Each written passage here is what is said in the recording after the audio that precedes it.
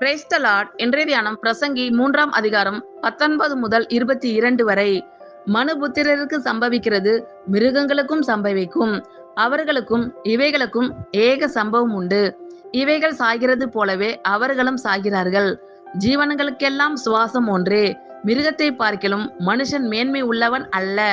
எல்லாம் மாயையே, எல்லாம் ஒரே இடத்துக்கு போகிறது, எல்லாம் மண்ணிலே உண்டாகிறது, எல்லாம் மண்ணுக்கு திரும்புகிறது. உயர ஏறும் மனுஷனுடைய ஆவியையும் தாழ பூமியில் இறங்கும் மிருகங்களுடைய ஆவியையும் அறிகிறவன் யார்?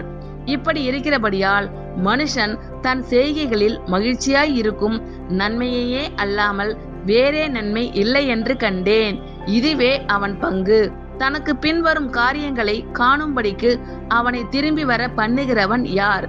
மனுபுத்திரருக்கு சம்பவிக்கிறது மிருகங்களுக்கும் சம்பவிக்கும், அவர்களுக்கும் இவைகளுக்கும் ஏக சம்பவம் உண்டு. இவைகள் சாகிறது போலவே அவர்களும் சாகிறார்கள். ஜீவன்களுக்கெல்லாம் சுவாசம் ஒன்றே, மிருகத்தை பார்க்கிலும் மனுஷன் மேன்மை உள்ளவன் அல்ல.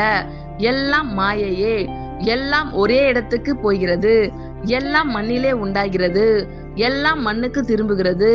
உயர ஏறும் மனுஷனுடைய ஆவியையும் தாழ பூமியில் இறங்கும் மிருகங்களுடைய ஆவியையும் அறிகிறவன் யார்?